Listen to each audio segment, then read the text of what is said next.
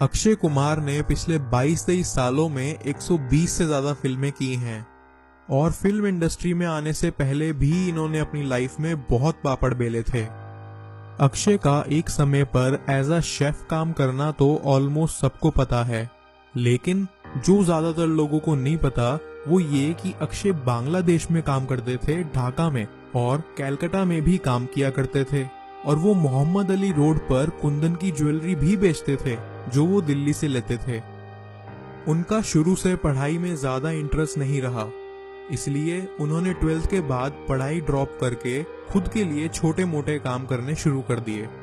वो फिर 4-5 साल के लिए बैंकॉक चले गए और वहां उन्होंने काम करने के साथ साथ मार्शल आर्ट्स भी सीखा। उस समय 22,000 रुपए की प्लेन की टिकट होती थी और अक्षय को बैंकॉक भेजने के लिए उनके फादर को किसी से 18,000 का लोन भी लेना पड़ा। मुंबई में एक मेट्रो गेस्ट हाउस नाम के रेस्टोरेंट में जॉब मिल गई तो वो वहां चले गए और उसी रेस्टोरेंट के ऊपर उन्हें एक कमरा भी दे दिया गया था जिसमें 5-6 लड़के स्टे करते थे। वहां से वो फिर ढाका चले आए। उस समय वो सरवाइव करने के लिए एमलेसली बड़े सारे काम करते चले जा रहे थे। अक्षय ने ठान लिया था कि मुझे कुछ भी काम मिल जाए, मैं वो अपनी पूरी जी जान से करूंगा और लाइफ में आगे बढ़ूंगा, अब चाहे मुझे उसके लिए इधर से उधर ही क्यों ना भटकना पड़े। अक्षय ने मुंबई में शाम को कुछ स्टूडेंट्स को मार्शल आर्ट सिखाना शुरू करा और एक दिन उन्हीं में से किसी एक स्टूडेंट ने उनका नाम मॉडलिंग असाइनमेंट के लिए रिकमेंड कर दिया और उन्हें वो मॉडलिंग असाइनमेंट भी मिल गया। उन्होंने अपना शूट पूरा किया और एजेंसी वालों ने उन्हें 21,000 का चेक पकड़ा दिया। तब उन्हें ये रियलाइज हुआ कि यार मैं महीना भर काम करके 6,000 रुपए तक कमा पाता हूँ और यहाँ इन लोगों ने मुझे एसी रूम में बिठा के 2 दिन शूट करवाया और इसके मुझे 21,000 रुपए दे दिए। वही एक मोमेंट था जब उन्होंने अपने अंदर ये डिसाइड कर लिया था कि अब मुझे किसी तरह से इसी काम में सेट होना है। उसके बाद उन्होंने वहां एक वेल नोन स्टिल फोटोग्राफर के यहाँ असिस्टेंट काम करना शुरू कर दिया और कुछ समय में अक्षय के काम से इम्प्रेस होके उस फोटोग्राफर ने उनका जुहू बीच पे एक फ्री पोर्टफोलियो शूट करा, जिसमें सबसे मजेदार बात ये रही कि जब वो दीवार के पास अपनी पहली फोटो क्लिक करवा रहे थे तो एक सिक्योरिटी गार्ड आके उन्हें वहां से हटाने लगा, ये कह के कि ये प्राइवेट जगह है, तू यहाँ से चले जा, यहाँ फोटो वोटो नहीं खींच सकता तू।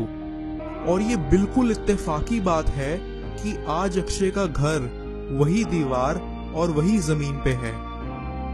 धीरे धीरे अक्षय को थोड़े बहुत मॉडलिंग असाइनमेंट्स मिलते चले जा रहे थे और एक दिन उनके हाथ एक अच्छा सा असाइनमेंट लगा जिसमें उन्हें शाम को 6 बजे फ्लाइट पकड़ के बैंगलोर जाना था।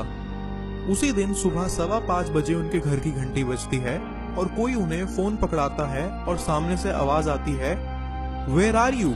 You know it is very unprofessional people like you and that's why you'll never be able to work. तब उन्हें पता चला कि सुबह 6 बजे की फ्लाइट थी। उसके बाद वो रोए और बकायदा उनसे विनती की कि मैं आ रहा हूँ, मैं अभी आता हूँ, आप प्लीज समझिए, मैं मोटरसाइकिल पे आता हूँ और मैं छोड़ दूंगा मोटरसाइकिल, वहीं छोड़ दूंगा। और ऑब्वियसली जब तक वो पहुंचे फ्लाइट निकल चुकी थी। उस समय उन्हें बहुत बुरा लग रहा था कि मैं सही वक्त पे पहुंच नहीं पाया और मेरी समझने में गलती हो गई। उनके फादर ने फिर उनसे कहा,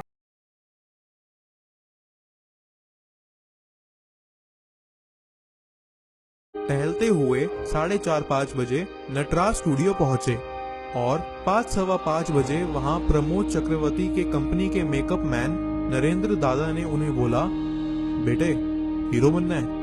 उन्होंने उनकी फोटो देखते हुए कहा, 1 मिनट, दादा को दिखा के आता हूँ। दादा को दिखा के वो वापस आए और कहा, दादा ने बुलाया अंदर। वो अंदर चले गए और दादा ने उन्हें देखते हुए बोला, फोटो अच्छी है तुम्हारी, हीरो बनोगे? अक्षय ने कहा, हाँ जी बनूंगा जी।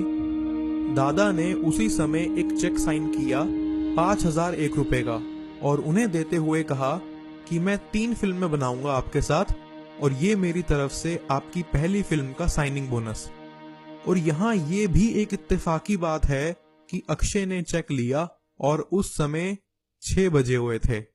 अगर वो सुबह 6 बजे की फ्लाइट पकड़ के निकल गए होते तो आज वो बैंगलोर में कहीं मॉडल होते, लेकिन उनके हाथ से वो फ्लाइट निकल गई और वो यहाँ रह गए और उन्हें दादा की फिल्म मिल गई। उसके बाद उन्होंने कभी पीछे मुड़ के नहीं देखा।